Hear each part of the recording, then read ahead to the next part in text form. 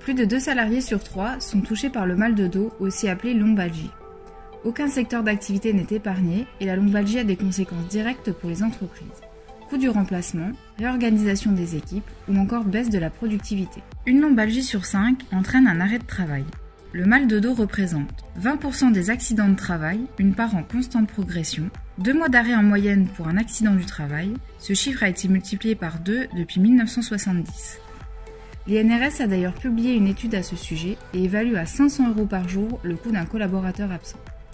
Voici des exemples d'actions mises en place dans le secteur de la grande distribution.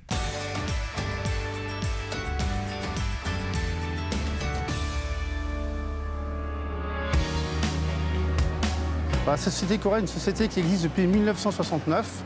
Et puis pour le magasin de Cora de Forbach, on est là depuis juin 1984.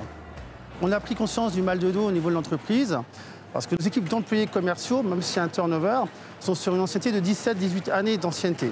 On a vu des pics de maladies professionnelles, de dossiers. On a mis en place des groupes de travail santé-sécurité avec des gens impliqués dans chaque rayon.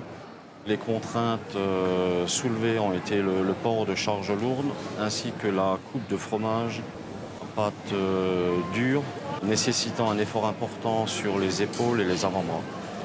Donc il y a eu l'achat d'une comptoise qui découpe mécaniquement avec un traçage laser le fromage. Pour le transport des marchandises, donc, nous avons mis en place des chariots élévateurs qui mettent le produit à la hauteur de bras de la personne. J'ai suivi une formation par un professionnel qui nous explique comment se tenir droit et porter des fromages en évitant de se baisser n'importe comment. On a réduit de manière assez importante les accidents du travail. On est en train de mettre en place chez Cora France un groupe de travail par magasin par rapport à cette santé et sécurité.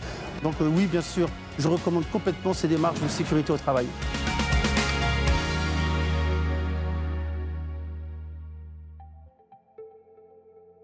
Depuis 2012, les services de la CARSAT ont mis en place un outil, TMS Pro. Il consiste en une démarche globale de traitement des troubles musculo-squelettiques avec l'aide d'un tableau de bord disponible sur un site internet permettant aux entreprises d'avoir un fil conducteur et de savoir par où commencer. Les facteurs traités sont biomécaniques, que ce soit les gestes répétitifs, les positions articulaires ou les charges excessives, les facteurs psychosociaux, la pression, le manque de soutien ou le stress, et pour finir, les facteurs organisationnels, la remise de projets dans des délais trop courts, le travail monotone ou le temps de récupération insuffisant. Le programme permet également de bénéficier d'aides financières simplifiées qui portent les noms de TMS Pro Diagnostic ou TMS Pro Action.